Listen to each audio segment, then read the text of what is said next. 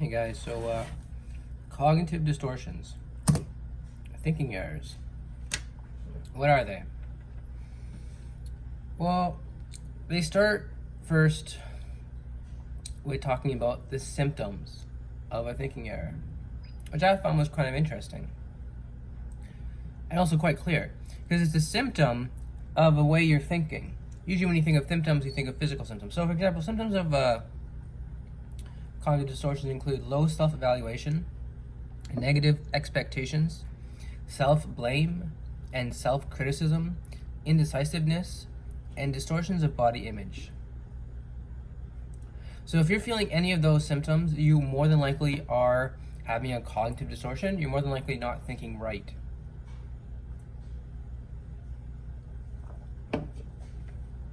The Wikipedia article I just read, I didn't read it, kind of was read out loud to me and I kind of heard it.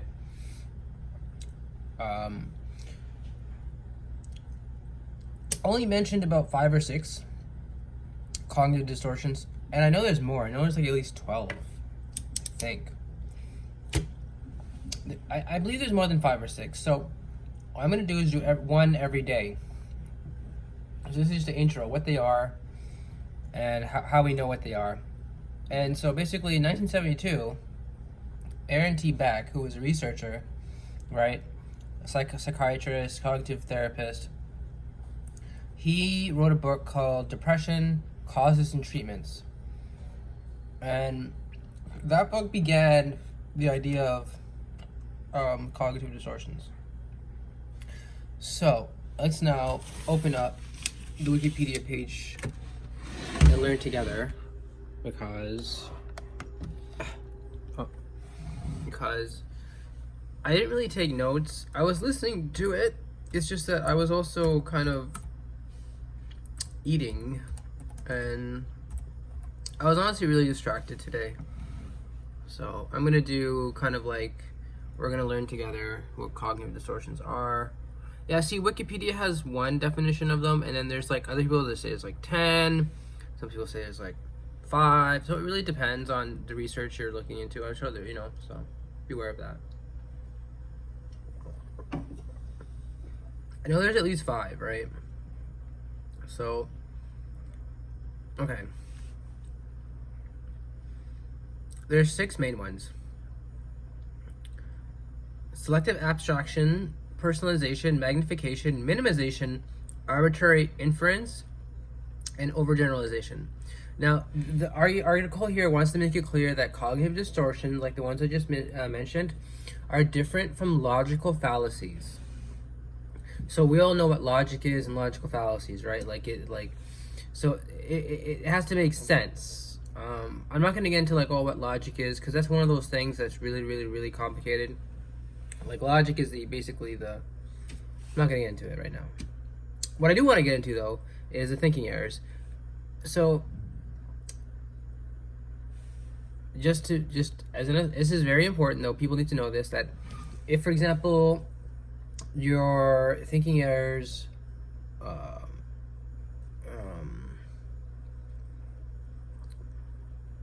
don't make logically sense, if they make logical sense, then perhaps you're not really having a thinking error, and it's actually just you're thinking right. So the first one we have is always being, we have selective abstraction. So that is drawing conclusions on the basis of just one of many elements of a situation. So an example of that would be I'll give you a recent example. You're walking in the subway up the stairs and you get in you call it a cab, right? This is actually based on a real life example.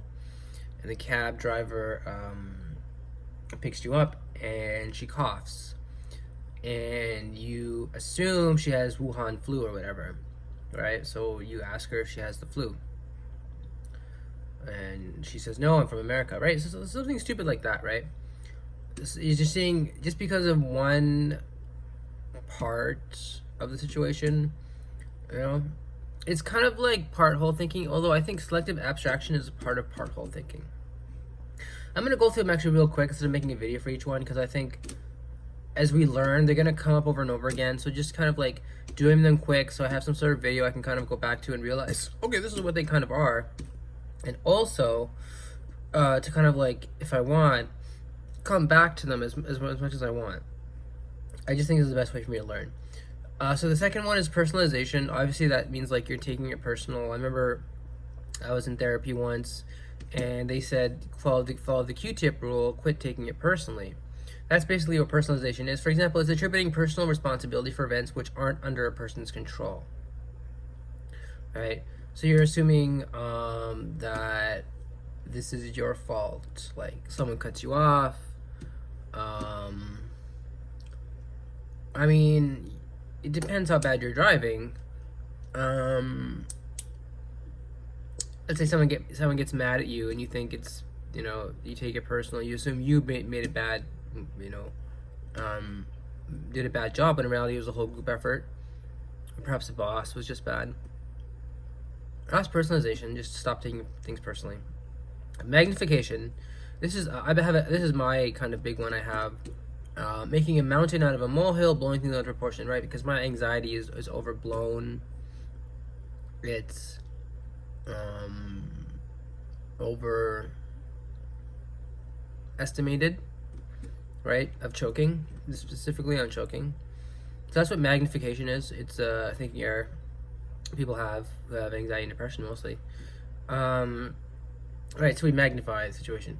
Then there's minimization, which is downplaying the importance of a positive thought, emotion, or event. For example, it's like negative thinking. It's like not looking at the positives. Like, for example, someone who has trypophobia, who, for example, I can give you an example of minimization right here, right now.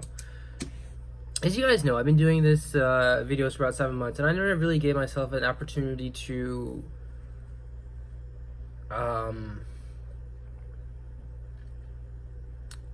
like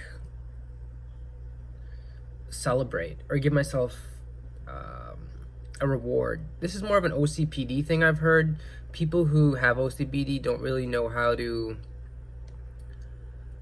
relax and then get back to work. They think either they're gonna work or they're gonna relax. They don't really know where the relaxation comes in. For me, I think that's kind of how it is too. I minimize the importance of accomplishments I do in my life. Like, it's a big accomplishment to finally be taking mental health seriously to the point where I can eat food and not be scared of choking on it and still live a life of, and still live my life considering I've wasted so many days preoccupied with this condition. So, as I'm saying, minimization is different from magnification. And minimization is, just as I give you an example, I never really gave myself a reward.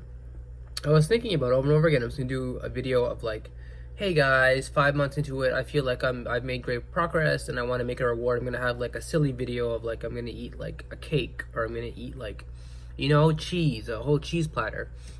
I never made that video. I was rumbling around in my mind, though I never did. And you know what? I think I may now, because I'm thinking this may be some sort of thinking error where I'm downplaying the importance of a positive accomplishment I did. Well, I'll think about it. I'm not going to say definitely tomorrow.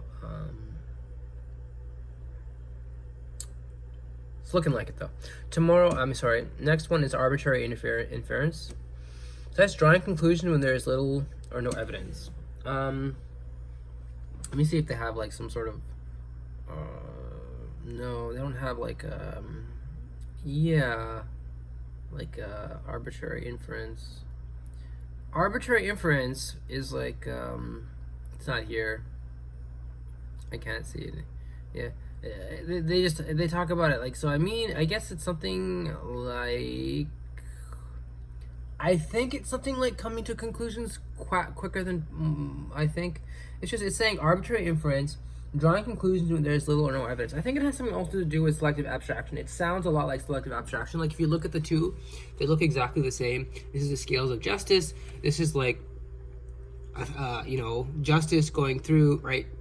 Or whatever is, crimes and people's actions going through the prism of justice, right? So I think I could be crazy. For me, it feels like it is, at least it is for me, arbitrary interference feels like to me is related to selective abstraction, like this idea of, I can even give you the same example. The same example comes to me like you get calling a cab, and you cough, and the person thinks simply because you're Asian, you could have, the Wuhan flu, right? So the next one and the last one I'm going to go through over here is called overgeneralization, which is making sweeping conclusions based on a single event. I'm pretty sure selective abstraction, arbitrary inference, and overgeneralization are all related. Okay? So we only have really 3. I mean, this is one as well, and this is one I'm trying to wrap my head around as well. We only have 4. You only have to worry about 4 main cognitive distortions, okay? Number 1 is this one. We'll call this selective abstraction, arbitrary inference, overgeneralization, which is basically when you're just not being mindful and you're looking at things like without a second back. And they're basically different subsets of doing that. You're not, for example, looking at the part or the whole. You're not looking at things logically, and here you're looking at things in a way perhaps too generally, right? And then we have this one here, which is downplaying your accomplishments, and then this one here, which is taking things in a way personal. And this is a very common one, the number 4, magnification. You think things are going to be way worse than they actually are. This is kind of how exposure therapy really helps with magnification, because you write down how much of a mountain is this molehill, and then you'll realize it's not as bad as it is. There's other ones here, blaming, disqualifying the positive, emotional reasoning. Like disqualifying the positive is exactly the same thing as minimization, right? So just and there's other things here: fallacy of change, fallacy of fairness. Emotional reasoning is basically, we assume that feelings expose the true nature of things and experience reality as a reflection of emotionally linked thoughts. We think something is true solely based on a feeling. So like it's when you just basically don't look at you look too emotional and not as much logically. There's got to be a balance. The examples they give here is I feel stupid, therefore I must be stupid. Feeling fear of flying in planes, and then concluding that planes must be a dangerous way to travel. Okay? So you're thinking, yeah, okay, I'm scared of planes, therefore all planes that everyone's ever going on are dangerous. No, it's your experience. And you're not even, is it based on reason or is it based on emotion? Have you had a bad experience on a plane? So that's emotional reasoning. Fallacy of change, fallacy of fairness. This is something I learned also in the thing. Fallacy of fairness. Basically, they're telling us that they're telling me life is not fair. That's the fallacy of fairness. They're saying life is not fair. I mean, I don't really believe in that kind of thing. And there's a criticism of this thing, which is something else also seen here, which I haven't really. Yeah, I'm gonna read this and then end the video. It says, common criticisms of the diagnosis of cognitive distortions relate to epistemology and the theoretical basis. The implicit assumption behind the diagnosis is that the therapist is infallible and that only the worldview of the therapist is correct, right? So you gotta find a therapist you trust. If the perceptions of the patient differ from those of the therapist, it may not be because of intellectual malfunctions, but because the patient has different experiences. Critics claim that there is no evidence that patients suffering from, example, depression have dysfunctional cognitive abilities. Actually, some depressed subjects appear to be sadder but wiser. That's kind of what I've learned a little bit. The whole idea of being a melancholy person. And a lot of what I learned from psychology it helps. It also does make you sadder, in a way, but wiser. I don't even like using the word but, although it makes you sadder, and because you learn a lot more about society and how it's just all full of bullshit. Like people practice these cognitive distortions all the time, and the world basically lives on them, and people want to be lied to, and people lie to themselves. Trust me, you're doing it right now. It's kind of how the world works. What I think psychology is more, I guess, concerned with, rather than digging up all these negative things about humanity, it's more concerned about how they affect people who, for example, don't know what these things are, and how, for example, if they knew what they were, they would perhaps have more balanced thoughts, more alternative thoughts, and less anxiety and depression. Psychology gets a bad rap because it really is not that. People say it's anti-theistic, and I say that to a certain extent too. It's anti-theistic, it's anti-God, it could even be satanic, yada, yada, yada. It's just, for me, you got to look at it from the point of view like it's helping people. If it's helping people, then everything else doesn't really matter. So with that being said, I'll end it here, and I hope you guys enjoyed the video. We're going to do way more on this. As you can see, there's a whole bunch of Wikipedia articles on cognitive dysfunctions, like they call it different things, blah, blah, blah. So we're going to go into all of that, and we're also going to talk more about criticism of it, if it really should be taking it seriously. Okay, remember, guys, stay with it. Now, I didn't really talk about my anxiety going from 0. I didn't really rate it. I don't really, at this point, consider it. I mean, I don't know what else I want to say. I forgot to measure it. I was just so hungry, I forgot to measure it. It was at a 0, and then I forgot to measure it. So, oh, and one more thing. My plan for today. I'm going to basically, you know what? I don't think you guys care about my plan, do you? It's okay. All right, remember, guys, stay with it.